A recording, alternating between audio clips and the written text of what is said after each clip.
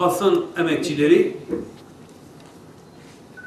öncelikle Mardin ve Diyarbakır barolarının ortaklaşa düzenledikleri açıklamamıza hoş geldiniz demek istiyorum. 12 gün boyunca birkaç saat dışında kesintisiz bir biçimde 120 binlik nüfusu olan bu büyük ilçede sokağa çıkma yasağı uygulanmaya devam edilmektedir. Bugün itibariyle bize ulaşan bilgilere göre, yani hem Mardin Barosu Başkanlığı'na ulaşan bilgilere göre hem Diyarbakır Barosu olarak bize ulaşan bilgilere göre Nusaybin halkı öncelikle çok büyük bir tehlikeyle karşı karşıyadır.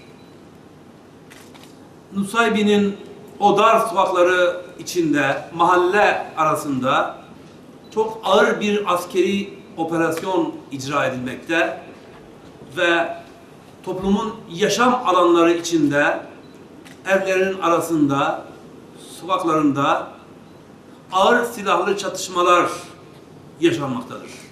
İcra edilmekte olan askeri güvenlik operasyonunun gerekçesi olarak resmi makamlar tarafından gösterilen ve yasa dışı gruplar tarafından gerçekleştirilen bir takım uygulamalar da bize göre bir an önce sona ermeliydi. Tabii süreç uzadıkça çözümsüzlük artıyor ve siviller yönünden durum daha vahim bir noktaya geliyor.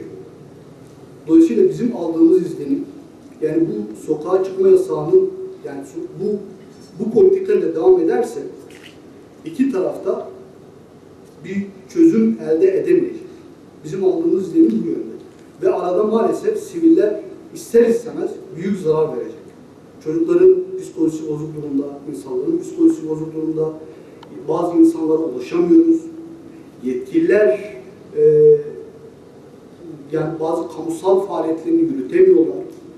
Dolayısıyla bizim de Sayın Baro Başkanımızın ifade ettiği bir çözümümüz, yani bu yüzyıla yakışmayacak, bir hukuk devletine yakışmayacak, sokağa çıkma yasağının derhal son bulması. Ama bunun karşılığında tabii ki sokağa çıkma yasağının icrasına gerekçe olan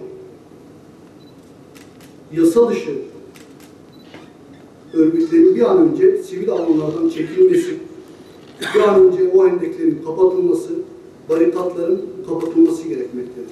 Biz iki tarafa da bu çağrımızı yapıyoruz. Çünkü silahla çözüm elde edilebilmesi mümkün değil. Görüşmeler. Yani Irak'a giden İpek'e 15 gündür yürümek. Bu kentin bazı milletvekilleri ve belediye... Evet arkadaşlar, hazırsanız